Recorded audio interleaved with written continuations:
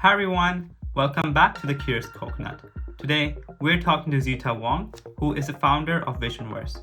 Visionverse is a marketing startup that aims to change the way traditional marketing is done by using various techniques such as gamification and organic marketing.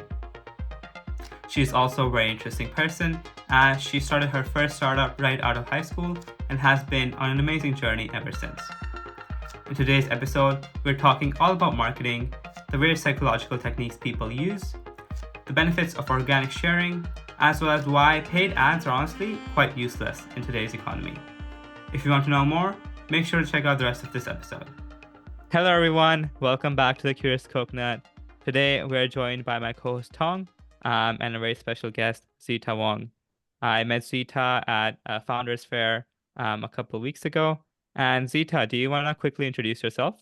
Yeah, of course. I'm Zita Wong, and I'm running a startup about gamification marketing. I just have a booth like as a exhibitor in the Founders Fair, so I meet Adia in that time. Yeah. Um, so how did you get started with marketing? Actually, I'm a marketing graduate, and I studied in UML some years before. Like, yeah, as Adia and Thom do. Yeah, and I always feel that marketing is a must do for any business since in my previous job I'm doing products like AI products, systems. But what's hard is I think doing a good product is something we can spend time and research and like user testing to improve it. But how to get people know about your product is the other step. Sometimes is like if you are very lucky, you build a good product and you meet right people, maybe they can do sharing and you can just go to market. But if you're not that lucky, actually you Mhm. require some marketing skills to introduce people to that good thing you create. So I just want to get this foundation really, really strong. So in the future, if I do any startup, like any products, I can like do marketing very great by myself. Yeah, no, I think marketing is a very important skill to have. Like when me and Tong we first started a startup, it was so daunting to go up and talk to people. Like networking was so hard. But I think yeah, if I had like marketing skills, I think it would have made it life a lot easier. But yeah, like one of the first things that I found really interesting with your startup is that you're doing gamification marketing. Do you want to tell us what that means and how you're doing it with your startup? Okay, actually, it's a very new approach for marketing. And also, I would say gamification marketing is based on users' behavior. Yeah, since you're very small, like a child, you love play game and you learn from playing. And also actually in Australia, they are pretty focused on play-based learning.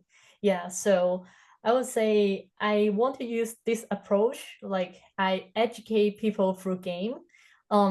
You when you listen to educate, it's not only about like education learning, but also like educate your customer through like about your company culture, products and brands. Yeah, I think it's quite effective. This Yeah. gamification marketing, it's not a completely new concept, right? It's been around for a while. Um, Yeah, it is. I would say gamification is like going very like it's a growing industry. yes. Yeah, like from year to year, I would say it's already get through the like adopter state, like Mm. the startup curve, like is growing really fast at the moment. Yeah. And lots of people using gamification to do education, like teaching. Yeah. But yeah, for my case, since I study marketing, and I found that education is not only about knowledge, but somehow we can teach people about what's the good thing you want to share. So yeah, I would like to do this, but in my way. Mm. Yeah, maybe I can tell more later about like the gamification marketing I do, how it's different to other gamification marketing. Sure, Yeah. sure, sure. One thing I want to know is like, what are some ways you have implemented this? Like, how are you actually doing this with some businesses? Now actually we are doing like in a very customization base, like project base. When we saw some company who did branding or they want to do marketing in a very, I would say, a new way to do it, like innovative way. Yeah, and for that kind of customer, they're our potential, like they match with our customer persona. Yeah, since what we can do is like whatever industry they are in, yeah, we can customize a game for their objective and for their branding, their products. Yeah, for example, previously we make one for perfume, and now what we are doing, we are making it for a health insurance. How does it work for health insurance? Yeah, we get a like invitation from a company called Compare Club. Yeah. They are selling a lot of different service and products, and one of them is the health insurance. And yeah, they just like they're quite innovative. I quite appreciate their approach to do marketing. They use like all kind of different approach, and now since I know one of the marketing manager in their team, and she would like to have a try of my approach. So we just have a collaboration. And yeah, what I would do is like what I'm doing is I customize the games based on their brand, and also their objective is lead generation. They want people to like who interested in their product to leave some like personal details, then they can connect them later. Yeah, so I'm creating a game to catch those potential customer for them. Yeah. And for this, right? Do you analyze and then create the game yourself, or does the company also sometimes give you like requirements, as in like, oh, we thought of doing something like this and this, or do you do everything from scratch? At the moment, since this approach is quite new, so for most of the company, they do not have a very good idea of how they like want to approach it. Yeah. yes, when they listen to us and saw our approach, and they will like look forward to how this like how their product will work with our approach. Of course, we'll give them some proposal, like maybe few idea, and talk with them, and they will pick. And yeah, we will do a judgment and market testing in like after we pick the MVP of the game. Yeah. Yeah. Oh, okay. After the MVP of the game is when you check. How, for these sort of things, how do you actually check like customer retention and that sort of thing? Because sometimes with marketing, right? If I think about advertising my business through maybe Instagram ads or Facebook ads, it's quite hard to measure as well, how many people are using it if you already have, you know, so many customers already. Yeah. What we are doing is, I would say for our approach for gamification marketing, the first different point of like the first unique value proposition, like different from the other competitor, is about viral. Since we will create some game which have like organic share potential. So lots of people who play the game, then they will share with their friend and family by themselves, and I don't need to tell them about anything. Yeah, and they just go through the game and enjoy it and do sharing. Yeah, that's one of the objective we need to achieve. And other one, it's about the data side. Since we use the psychology model in the back for the game, so like for example, the last one about perfume, we use the Myers-Briggs, like the 16 personality model. MBTI, yeah, to decide the questions. So when user finish the game, we will know more about like how they think and like which kind of personality will be more attracted by like by the theme, by this kind of product. And yeah, so go back to your question, like how to know about does it working well, and yeah, how successful it is.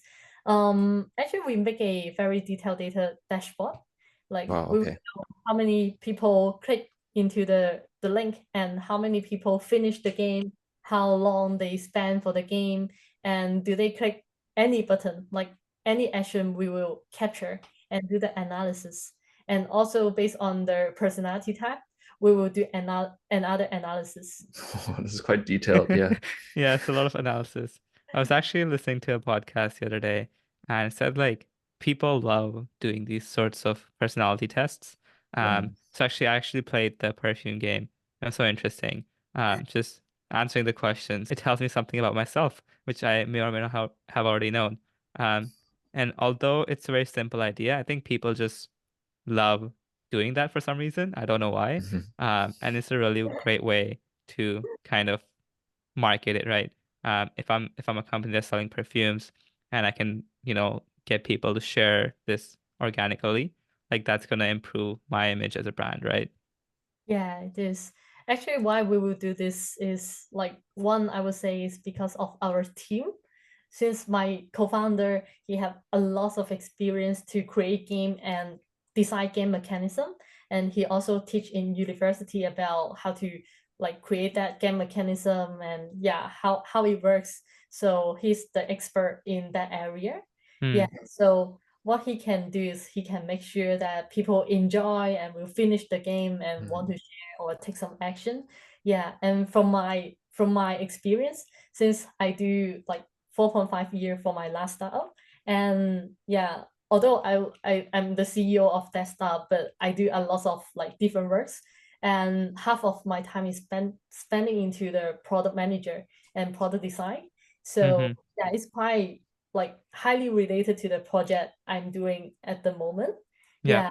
Also, I study marketing. So yeah, that's why when we see this working in the other country, but actually it's not very popular in the other country as well, since it require like people who know game, who know marketing, who can do technology. Like I would say the barrier is quite high. Yeah, but yeah, we see this scenario and our team can do this, so we just start Vision first. Ah, that's Mhm. that's really cool. What was the inspiration behind it? Like, what got you started thinking about, I should gamify marketing? um Actually, what I love to do is based on customer behavior. Like, it's a little bit related to psychology, like how people react in this moment. Like, since I would say customer behavior change year by year, like before COVID and after COVID, actually that's a little bit different. Yeah, but now I see that people love to like play this psychology game or like play through the game and get some discount or yeah, know more about themselves through this approach. So yeah, I just want to do something that really suitable for this moment, like this decade, but Mhm. not like using the old approach. Yeah, I'm quite an innovative person. Yeah, but it's great though. I really love the social aspect of it. My girlfriend, for one, loves playing these sort of quiz games and finding out like what animal am I or something, and then she would send it to me to what Disney princess am I, that sort of thing. I really love that as well. Um, Yeah. and yeah, the social aspect of it is great. What sort of games have you created so far actually with your business? Actually, for like English version, the Yes, perfume is the first one. Yeah, perfume with Maya break. perfume. Okay. Yeah, and actually we have closely finished a game about dog, like dog game. Yeah, we decide to create for the royal customer show. The what's the name? Royal Easter Show in Okay. yeah, like it's a very huge event and like the agriculture that event. I forgot the name in Melbourne, like the Moomba Festival, Oh, something like that. Mumbai. Yeah, Oh, it's yeah, Mumbai Mumbai Festival. Festival. Yeah. Yeah. We call Oh, the show in Sydney. Yeah, I want to do it for that moment, but because like we are too busy at that time, so we still have that idea, but we delayed it. And Hmm. okay. want to promote some like pet product and pet insurance for that games. Yeah, Okay. and the health insurance game is what we are doing at the moment. Yeah. Oh, that's Right. cool. That's cool. I want to go back to an earlier point you mentioned. Like you said, consumer behavior has changed before and after COVID. Can you Yeah. tell us like how has it changed? Like what are the major differences? Mhm. Like, for this question, I will answer it based on my last staff experience. Okay, sure. Last one, I'm doing education technology. Yeah, since like during the COVID, everyone is like studying offline, like teachers in a classroom and teaching it directly. But just within the COVID time, everyone forced to do everything online. Yeah, Hmm. for example, I never take any in-campus exam, like all open book. I'm quite lucky. Yeah, same. Yeah, and I would say people get used to like more involved in online activity now, Mm, like learning, praying, or networking. So I would say online is a trend and also is how people make change. okay. That's cool. And like just another question I had while I was talking to you is like you mentioned you design like these games, right? Based on the psychology. So like Mhm. how do you go about like designing the questions and how does that eventually like predict what kind of person is like based on the perfume choices they make? Like can you tell us a little bit about that? Mhm. Actually, the psychology model have its logic in the back. Yeah, since I really love psychology, so I would say actually why I study marketing is kind of because of the MBTI as well. Oh, okay. Yeah, I do that test at the moment, and it tell me that I may be suitable for marketing. Okay, so so you just took that test as like a Yeah, guide. it gives me lots of like career like recommendation. Yeah, yeah. I still feel that marketing may be the things I will be interested, but yeah, I would say it's quite good for me to understand this since in my high school I never got chance to study anything about business, and Mm, what I study is like language, maths, and physics, and yeah, like history, something like that, but no, not a subject about commerce. So mm, Mhm. yeah, why I would choose marketing, I would say is part of the inspiration Maya breaks give me. Yeah, Okay. so I would say I study a lot, and also I got some friends who are like more professional in the psychology space. Yeah, and what we will do is we will try to shorten the question since we want people to share. So it cannot be like the original test like 90 something question is too much and Mhm. people cannot finish, and after they finish they don't want to share anymore, like too tired. Yeah, so we shorten the question and we do a lot of testing with our friends and family, and yeah, and like small group of people to Mhm. increase the accuracy. And also, yeah, we ask for expert for their advice to improve that. What's your MBTI? Just out of curiosity. Actually, I'm introvert, like I am. Really? Yeah, I am. What? Okay, Yeah. I thought you were an E for sure. Okay. um Nah, we actually had this conversation. yeah. Like when I first met her, she's like, "Oh, I don't know how the conversation got started, but we were both like, yeah, we're both introverts. Even though we talk a lot at times, we're both like introverts, and it's such a struggle, going out and networking with people because as an introvert, it's not like your natural state. You kind of have to force yourself to do it." And she's like, "Yeah, after this fair, I need to like take 2 days off from talking to people." Now I feel better. Like after 2 months practicing, yeah, at least I can do like 3 to 4 meeting a day. But previously I cannot. Yeah, you're doing great, by the way. You're doing great. Thank you. Yeah. I also wanted to ask you about your strategy, the gamification strategy, the gamification marketing. Do you see any benefits using gamification over traditional marketing?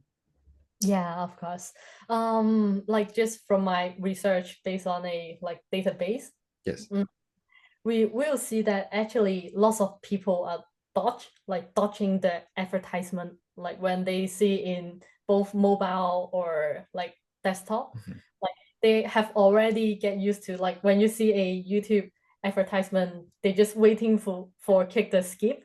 Yeah, and also Right. for Instagram, they would just like click Mhm. faster to skip the advertisement. So I would say doing advertisement in social media, like 90% from the research, 90% of them is not like have no means. Yeah, and Wow. also the organic reach, like the social media previously is better. Like when you post a post, like they will fit it to lots of people, stranger. But now, like when I look at the data, and I can feel it as well, since I do like digital marketing before, Mhm. and yeah, just feel like if you don't do any pay ads, actually you can never reach out to people, to stranger, to gain Mm. follower. I think there's the only way you can do it now is short videos. Yeah, if you are not like following the algorithm, doing that kind of content, Yeah. you will never get people see it. Yeah, the data is too bad. So Mm. wait, are you saying that like paid ads in today's digital economy, they're not really that effective? Yeah, that's what I see. Like the organic reach decrease a lot. Like the algorithm change, and if Yeah. you just post a post and don't use pay ad, actually people cannot see it. Like there's only like few people will look at your post, since it just like I would say, you know that organic reach, like that terms? No. Do you want to explain that a bit? um the exposure of your posts that controlled by the social media platform. Mm-hmm. Like just when you, for example, you take a photo of three of us and you share it in your social media, actually maybe just only like less than 100 people can look at our picture. Yeah. But in previously, maybe the social media give you more organic reach, like Oh, 300 okay. people can see it, but it's decreasing for all social media platform. And when you want to do PS, like at least people can look at it, although like they do not give you the organic reach, but actually 90% of people will skip the ad. Ah, I see, I see. So you're saying So that like social media has decreased the amount of people it's showing it to you, like just normally, like organically. But if you do paid ads, it will show it to more people, but people will just skip it. It's kind Mm. of that's how getting, it's working. So, yeah. like for our approach, gamification marketing and focus on viral marketing, we make people to do organic share. So, like when people do organic share, actually is much better than we do pay ads, or we just post a photo in our social media to do promotion. So Hmm. I would say like that's the way we do marketing. Actually, when we finish a game, we just need to use pay ad for a very small amount. For example, for my Perfume game, I just used less than 50. Yeah, and I got more than 2,000 user and from all over the world to use my game, to play my game. Mm. Yeah. So yeah. So you still use advertising, the paid advertising, but then just to get your game out to reach people. Initially. And they will Ah, do okay. And organic then they share. will just share it amongst themselves, sort of thing. Oh, okay. And That's really interesting. Yeah. Yeah. of them, like 90% of them were willing to spend more than 2 minutes in my game. Yeah. So like in Yeah. that 2 minutes, you can educate them a lot about your Mm, brand, your product. Yeah, and also after they finish the game, they will share, and also they can also click into the purchase link or the official website to do the conversion. yeah. Whereas if it was just an advertisement online, you just wait for the 10-second skip button, right? As you said, just skip it and not really look at the content. That's awesome that you Yeah. get like Yeah. 2 minutes. And also that's why people like to do the influencer marketing. Actually, Mhm. it's like I would say my approach is similar to influencer marketing and plus the game like gamification marketing two together. Does the So influencer, what's influencer marketing? Do you want yeah, to explain that a little bit? actually, yeah. Yeah, influencer marketing is do you know like key opinion leader? Like the people who have fans have a lot of followers. Yeah. Like Mhm. if I have 20,000 followers, then lots of like business advertiser will find me for promoting their products. Because yeah, since if I do this recommendation to my fans, followers, like yeah, it's not pay ads, it's not like yeah, the normal advertisement they post in their official account. But like me as a follower, I recommend this product to my follower. Like yeah. Yeah, like you see like a lot of them on YouTube, right? Like where like a YouTube video will have a small sponsorship section, where they're just talking about the sponsor for the week. So I think that's similar to like influencer marketing. Yes, it is the terms. Yeah, no, I think that's a really good way to market. Like what you mentioned earlier is like you first use paid ads to get the game out, and then like you have made the game in a way so that organically people will share it to each other. And that's how you can get like a much wider reach Mm, around the world. yeah, that's my approach.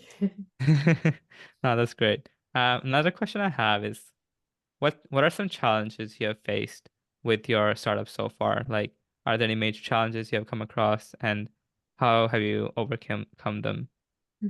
I would say, yeah, we mentioned before. I would say it's networking. Yeah, Oh, okay. yeah, you can still feel that like my accent is not very lateral, and yeah, like our culture is a little bit different from Aussie culture as well. So from from my business, although I can say I'm doing the multicultural marketing for business, but when I find the like when I'm doing B2B, since I need to sell it to a business to use our approach first, like that like B2B sales to find my own customer actually is not easy for me. Yeah. And also I'm quite introvert like before, like when I come to Sydney, actually it's the I would say the live month I stay here, but in the first 7 months, I never meet anyone. Like I just stay at home and Mm. my product, like research and develop, design. Yeah. So I just start networking in these 2 months.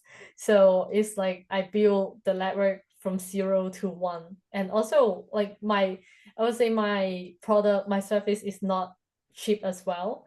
Like hmm now we are selling it from 10,000 to 30,000 at the moment to customize a game. Yeah, Mm. so it's not easy to like make people trust you in the first second or just buy it by themselves. Yeah, I need to make friends, build trust, and then tell them about it, educate educate them about my business, then make the deal. Yeah. Yeah, Mm. yeah, it can be a struggle. And like, what would you say are there any techniques you're using to improve your networking skills or improve your ability to make sales or connect with people? Yeah, I just forced myself at least that I need to meet 3 people in a week. Yeah, so each week I'm practicing my speaking and also yeah, I go to like more event as I did before. Like yeah, I just go to lots of networking offline and I'm trying to be more briefer to ask for referrals. Yeah, I would Also, say you, mm, so you set yourself a target. So each week you'll talk to 3 people, that sort yes. of thing. Oh, okay. Yeah, this the only way I think it will work. Yeah. I Yeah, and did I think yeah, that's a great way because you can actually measure, right? Like if you have met three people or not.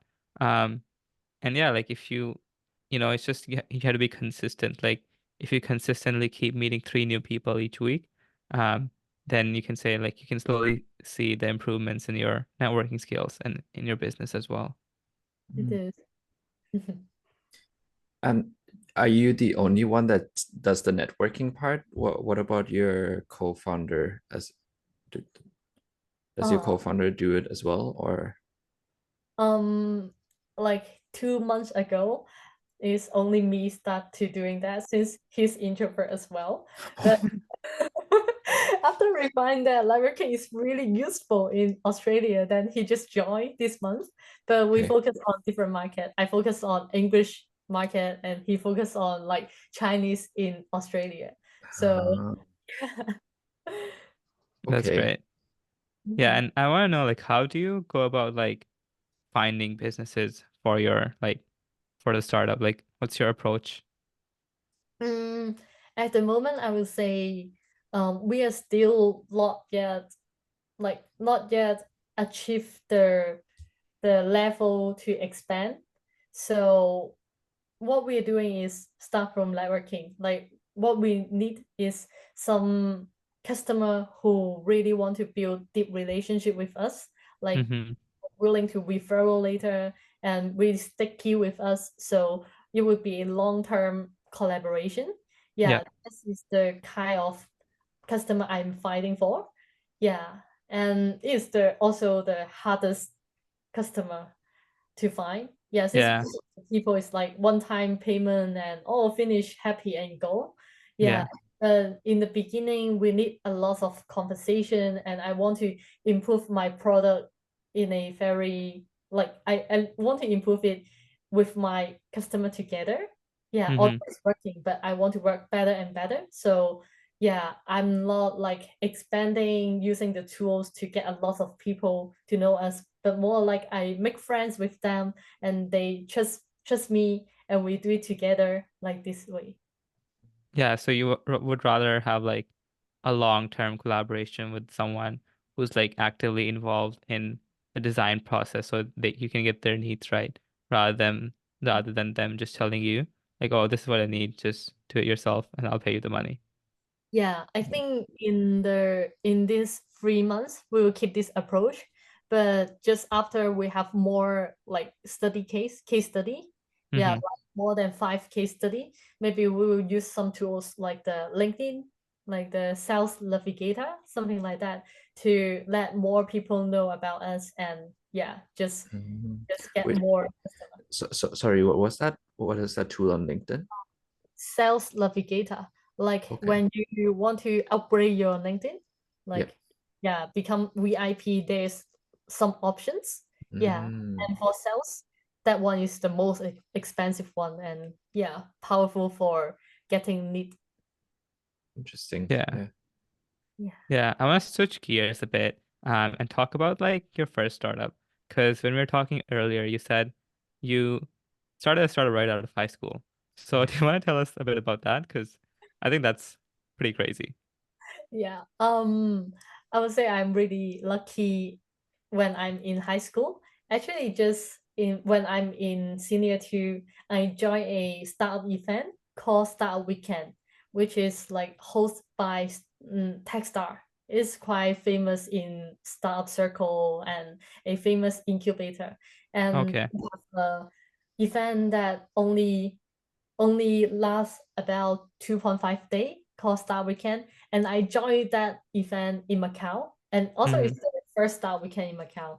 And I just found that oh, all Star people is so amazing. And I want to be with this kind of people forever, but not like people working for government and corporate. So Yeah. yeah, I'm thinking about like what should I do to keep connecting with them. So actually I would say I decided I need to do stuff a lot in the future when I'm still a high school student. Yeah, and I also joined the Macau Star Club, like is the biggest star organization in Macau.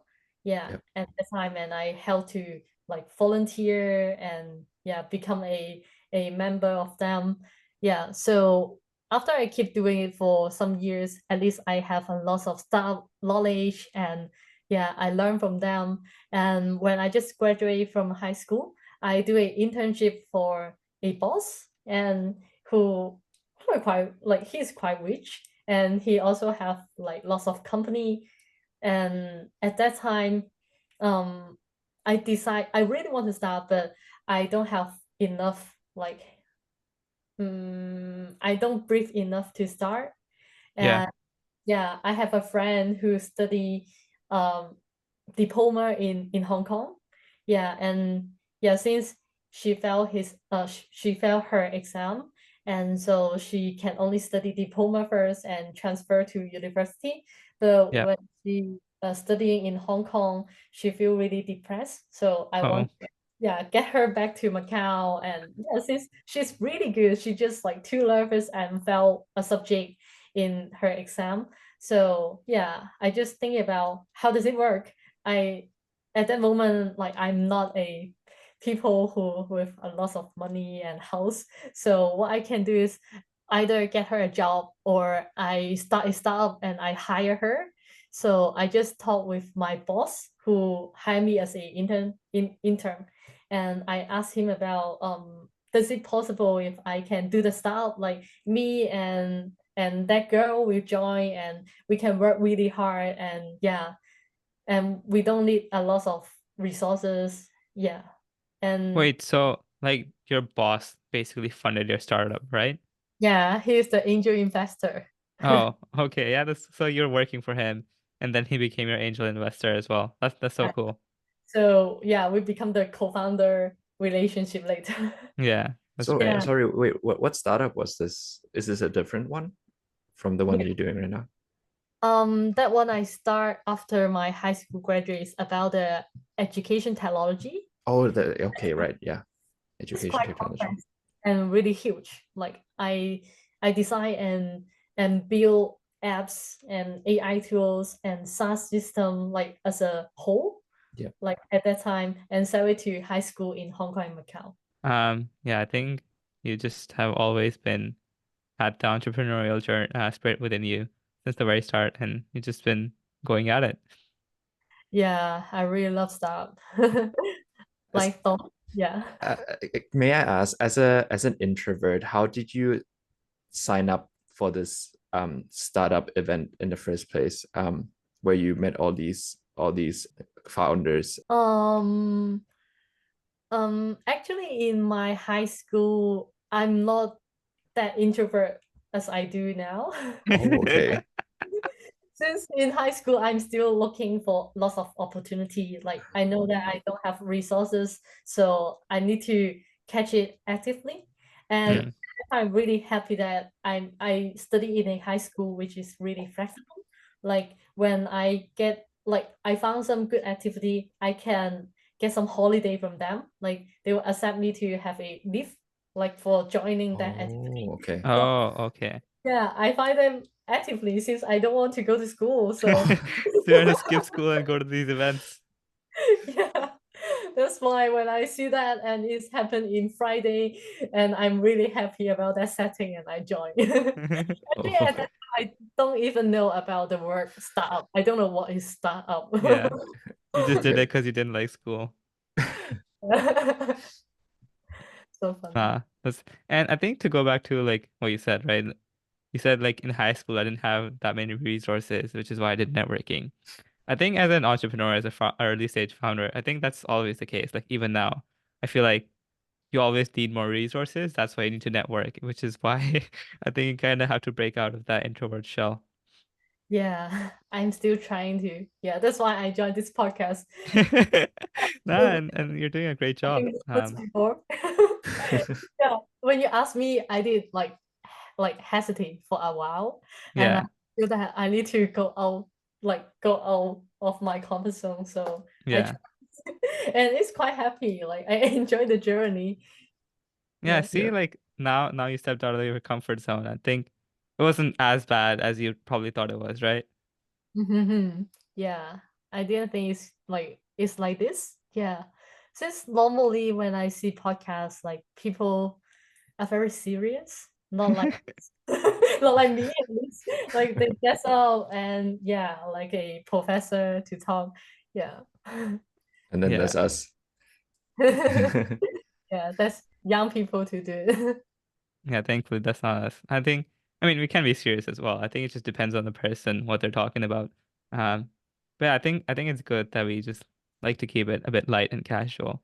We don't want to go into too serious topics right now, so it's good. Um, But yeah, I think we should probably start to the closing section. We have been going for a while.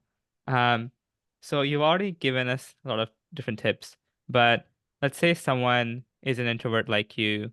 or like doesn't know how to market, do you have any advice for them on how they can start their own business or get started with the entrepreneurial journey?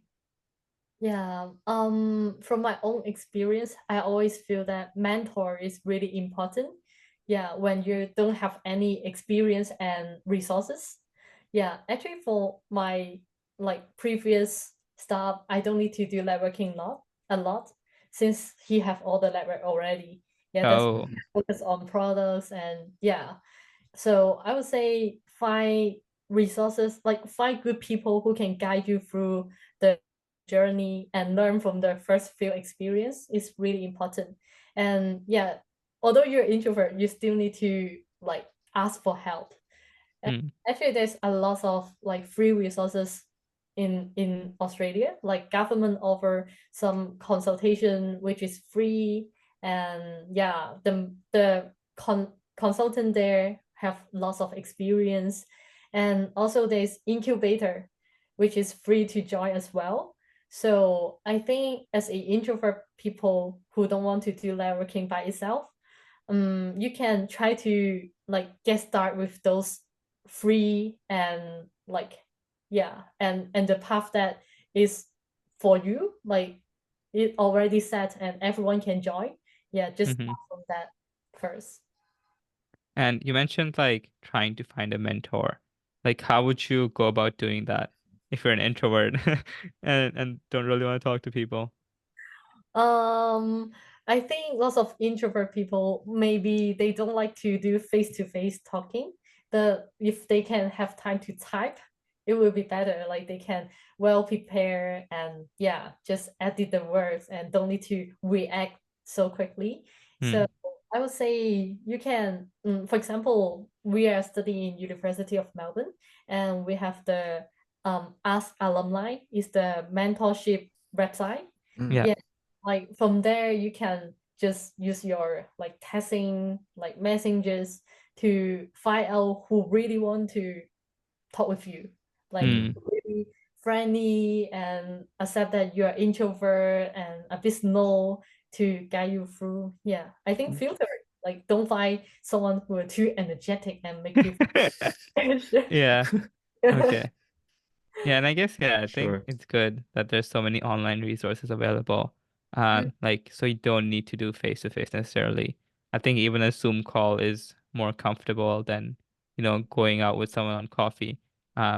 Because Zoom call you're still in the comfort of your own home, so you don't feel as like uncomfortable, I guess. Yeah, I think Yes. so. Just use your own approach. Yeah.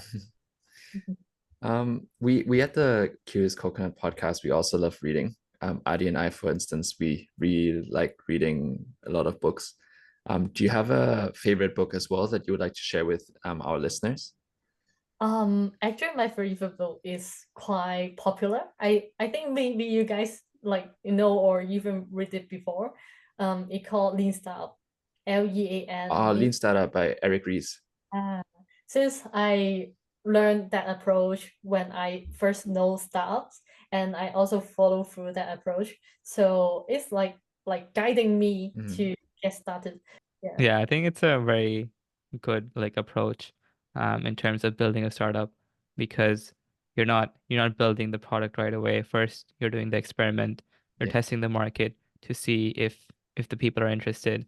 And once you kind of validate the market, then you kind of go and approach building the product itself. I So think more suitable for like this decade. Like yeah, for people sure. accept that you are not finished yet, and they will willing to invest on your project and see the full version later. Yeah. Yeah. Yeah, yeah, for sure. Mhm. And like one of the questions we really love asking is like we love the future. So is there anything that fascinates you about the future? This could be related to technology or anything in general. Actually, I would say I'm really looking for my own business to grow. Okay, that's great. Since I would say I still don't like to like do public speaking and like lots of people audience sitting there and looking at me, I would feel really stressed.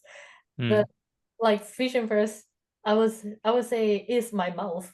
Like I Hmm. see a lots of like funny interaction and yeah, interactive elements, and I can put good meanings, knowledge inside to talk with people and also make them memorize. So I would say it's the way I communicate with people. Mhm. Yeah. For So I sure. can't wait to have more good opportunity to, maybe I will do it for some writer who share like good knowledge. Yeah, I can help them to spread through around the world. You know, I love that. Like, I think you're the first person we've had on this podcast who's kind of excited for their own business. Like most people say, like, oh, it's like tech and AI. I think that's such a Yeah, that's the great most response. common response we got. Thank Yeah. you. Well, we wish you all the best for your journey. We're excited to see what you can bring to this industry. But before we end the podcast, we would also like to ask you whether you would like to share anything else with our audience. So this could be anything. So you could just talk about your own product or give us your contact information if anyone wants to reach out to you, or just in anything really. Actually, I really want to grow my business. So I would say at this moment, like I also share with Adia, I'm willing to share part of the revenue of the case if I can get more opportunity to like work with the company who want to try this approach. At the moment, I'm requiring more brand ambassador to join us, like who like this approach and who sees potential. Yeah, for example, if you can collab me with anyone who have this needs, like who have this demand, and we really make this deal, we can share like, actually it's like, I would say it at least more than 15 1.5 thousand, yeah, as a commission for referral. Yeah, that's how we are doing. Yeah, we're really willing to share the revenue if you can refer us some good opportunity. Yeah, so if you have any idea about that, you can contact me in LinkedIn. My account is ZITA Zita WONG Wong, and also can follow Vision First in LinkedIn. Okay, we'll add your links in our description below. Yeah. Yeah, hopefully you can find some people, find some more businesses. Yeah, I looking forward to see it. Yeah. All right. Well, thank you, Zita, for coming, and thanks, everyone, for listening. And we hope you enjoyed this podcast. See you in the next one.